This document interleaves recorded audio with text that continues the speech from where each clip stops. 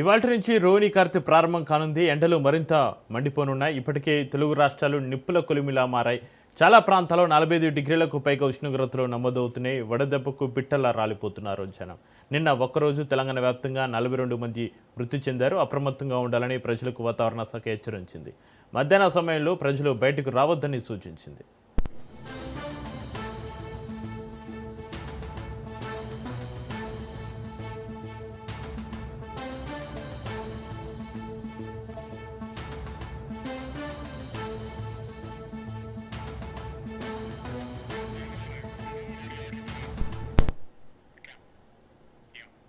ఇవాళ నుంచి రోహిణి కార్తె ప్రారంభం కానుంది. ఎండలు మరింత మండిపోతున్నాయి. ఇక దీనికి సంబంధించి మరింత సమాచారాన్ని మా ప్రతినిధి సైదులు లైవ్లో అందిస్తారు. సైదులు, ఎండలు మరింత పెరిగిపోతున్నాయి. అధికారులు ఏం చెప్తున్నారు? వాతావరణ శాఖ అధికారులు సైదులు.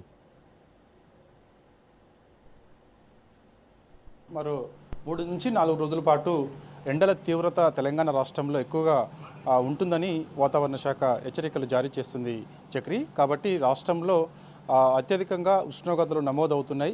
సో ఉత్తర తెలంగాణ, దక్షిణ తెలంగాణ ఎక్కడ చూసినా కూడా మినిమం 42 డిగ్రీల నుంచి 45 డిగ్రీలు, కొన్ని చోట్ల 46 డిగ్రీలకు పైగా ఉష్ణోగ్రతలు నమోదవుతుండడంతో వడగాల్పుల తీవ్రత ఎక్కువగా ఉంది. ప్రజలు విలవిలలాడిపోతున్నారు. సో అనేక చోట్ల మరణాలు సంభవిస్తూ ఉన్నాయి.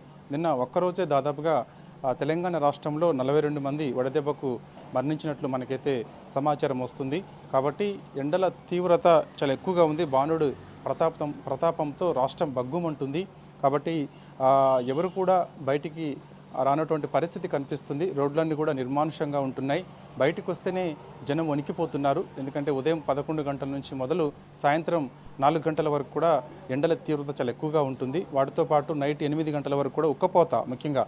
అదేవిధంగా సాయంత్రం వేళల్లో అత్యవసర పరిస్థితుల్లో బయటికి వెళ్ళాలన్నా కూడా ఉక్కపోత, దాంతోపాటుగా ఎండల తీవ్రతతోటి రోడ్లన్నీ కూడా పూర్తిగా నిర్మానుషంగా మారడం, ఇవన్నీ కూడా మనకి కంటిన్యూ అవుతూ ఉన్నాయి వారం రోజుల నుంచి కూడా. సో మరో 3 నుంచి 4 రోజుల పాటు ఎండల తీవ్రత చాలా ఎక్కువగా ఉండే అవకాశం ఉంటుందని కూడా వాతావరణ శాఖ హెచ్చరికలు జారీ చేస్తుంది. అయితే ఈరోజు రేపు అక్కడక్కడ ఉరుములు మెరుపులతో కూడిన వర్షాలు వస్తాయని చెప్తున్నప్పటికీ కూడా అవి నమోదు మాత్రం అవడం లేదు. 2-3 రోజుల నుంచి అక్కడక్కడ తెలంగాణ రాష్ట్రంలో కొన్ని జిల్లాలకు వర్ష సూచన వాతావరణ శాఖ చేస్తున్నప్పటికీ కూడా సో కొన్ని చిరుజల్లులు మాత్రమే వస్తున్నాయి. సో బాణుడు ప్రతాప్ మాత్రం తీవ్రంగా కనిపిస్తుంది. కాబట్టి ఎక్కువగా మనకి చూస్తే సూర్యాపేట జిల్లాలో అత్యధికంగా నిన్న దాదాపుగా 46 డిగ్రీలకు పైగా ఉష్ణోగ్రతలు నమోదయ్యాయంటే అర్థం చేసుకోవచ్చు.